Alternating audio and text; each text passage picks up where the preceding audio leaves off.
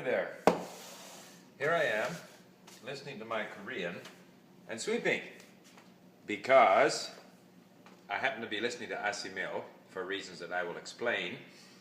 And if I'm going to listen, I have to do something. And I found that when I listen to music, when I listen to my language, what happens is I'm more useful around the house. Earlier I was cleaning the stove. Now I'm sweeping in the kitchen because I want to be doing something while I'm listening. I don't just want to sit there and listen. So, it makes me exercise more, do more things so that I can actually be occupied while I'm listening. Because if I have dedicated time, I want to sit there and read or review words. But when I'm listening, I want to do something else. And so, I'm more helpful around the house. So, generally speaking, language learning makes you a better husband, maybe. Anyway, see you later. Hi there. So, day 26. A different day. I spent a good hour creating links on some of the new lessons that I found in the Korean library, preparing myself for reading them on my iPad. And then, I was following it. One of the things about studying on a computer is that it's easy to get distracted. So every so often when I'm studying on the computer, I'll go over to our forum at Link, for example, to see what's going on and maybe chime in on one of the threads there. And someone made reference to Luca Lamporiella, who is, I think, perhaps the best of the internet polyglots. And he apparently spoke of an epiphany moment, and there was some discussion as to whether this happens when you're sort of at an intermediate level or an advanced level. And I mean, I made the point that very few learners reach what according to the European framework is C1 or C2, in other words, an advanced level. I think most people are very happy to achieve a high intermediate level in a language. I think in all the languages that I speak, only in French do I really consider myself to be advanced. Even in Japanese or Chinese or Spanish, I'm a good intermediate. That's kind of where I am, and I'm happy with that. That serves all of my purposes. I can read, I can understand, I can enjoy myself, and I can even do business. In fact, I did business in Japanese for many, many years, and yet I know very well that there are many gaps in my Japanese. So I'm just a high intermediate. So that's fine. So very few people reach that, advanced level. So certainly to me, the epiphany moment where you feel comfortable and happy and satisfied and you can do what you want, it comes at the intermediate level, not at the advanced level. However, then there was something about Luca and how he learned Polish, and so I Googled Luca learned Polish, or something like that, and up came this article where he talks about how he learned Polish. And there he said that he used Assimil, which is his favorite sort of starter series for any language. So that reminded me that I have Assimil for Korean. I have Assimil for Korean. So I thought I'd go and spend some time with it. And which I did maybe a couple of weeks ago. I did the first half of the book, most of, which I know in a way. And so I said, I'll go and do the other half of the book, and I'll listen and I'll read and so forth. So it was kind of interesting because Luca likes Assimil, and he gave the following reasons. He says it has a funny and entertaining dialogues, bilingual text, phonetic explanation, progressive and easy to understand grammar notes, progressive and effective exercises, pleasant graphics, and audio in the target language only. So today what I did was I decided I would listen to this Assimil consists of 4 CDs, each 30 minutes long. So that's 2 hours of audio, all in the target language. That's good. So the first 2 CDs are too easy. So I took the second 2 CDs, and then I started listening. And as you saw in the earlier video, if I'm going to listen, I got to do something. So I started cleaning up the kitchen, and then that didn't get me very far. So my wife's been after me to move some furniture and move beds and stuff like that. So pretty soon I got roped into doing all of that. So I spent about 3 hours moving stuff, listening while doing it. Except when I was moving with my wife, I can't listen while I'm working with her because she doesn't like it. So we did all of that. Then I had a little bit of a workout, had my bath. Then we had a nice dinner. We had some nice chicken liver as an hors d'oeuvre.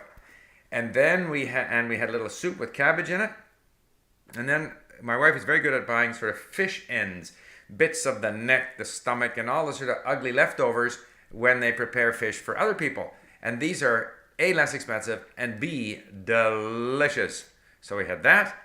And Carmen had made a pilaf with brown rice, which had mushrooms and vegetables in it. It was phenomenal. And then we finished it off with a little gorgonzola, and all the while we drank a little bit of Canadian red wine. By the way, the wine from the Okanagan is very, very good. Like a Cabernet from the Okanagan was delicious. So after that, all of a sudden it was time for the only television program other than hockey that I watch, which is Downton Abbey. So then we sat down and watched Downton Abbey, which we really enjoy. I mean, it's really, I don't know why, but I love it. It's the only thing I watch. So basically, that's all I did. I did manage to sneak in about 20 pages of reading Assimil. But eventually, what I'm going to do with this, so then let's get back to Luca. You know, most of what he says about Assimil is irrelevant to me. What my take on Assimil is that, first of all, the quality of the book, the actual book binding, whoops, I always get in the wrong direction. You got a little string here to mark your place. It's very good quality. You can bend it in any which way, and it's a very good quality book. But funny and entertaining dialogues. I had Assimil for Russian. It was quite entertaining, better than the average book. The Korean is quite boring, but not as bad as the other Korean books I had, where they're forever talking about a Korean American going to Korea to learn Korean and stuff, which is like absolutely terribly boring. This is better. The audio quality is excellent. Phonetic explanations I have no use for because I just listen. The grammar notes I don't read because I think a lot of the other material that I have with lots and lots of examples is much better. Plus they have this phonetic script. The Korean phonetic script, the official Korean phonetic script is useless. I can't understand it. It's got E-O for I can't use it. I mean, Hangul is phonetic. Once you get the hang of how Hangul works, I don't know why you would need it.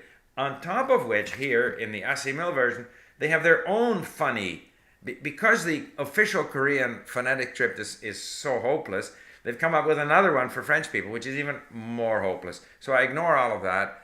I ignore the grammar notes, as I said, because I have other sources with more examples, less explanation, more examples. Pleasant graphics are irrelevant to me. Exercises I don't do. So really it amounts to audio and text. And the inconvenience of Assimil is that it doesn't give you the individual translation of the words. So the ideal scenario for me would be to take Assimil and import it into Link, look up each word, find the Hanja or the Chinese character where applicable, have them as lists of words, then I can see the relationship between these different words, because to me, language learning is about words and how words are related to each other and so forth. I'm not at all interested in the bilingual text. I find it very distracting to be reading here and then reading there. I just want to see the words and work out the meaning in the actual text. So what I get out of this is audio and text.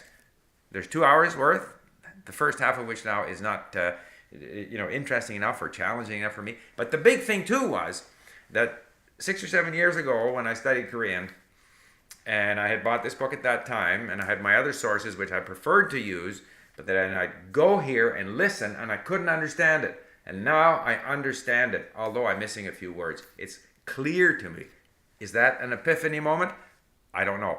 But it's content. 2 hours, all right? When I get going, like with Russian, I would be downloading more than 2 hours a day. I didn't listen to it all, of interviews from ECOMSP. Each interview is 30 or 40 minutes long. I would easily take down 2 or 3 interviews, and during my driving, I'd be listening to them. But that's when I'm at a stage where I don't have to read everything that I listen to.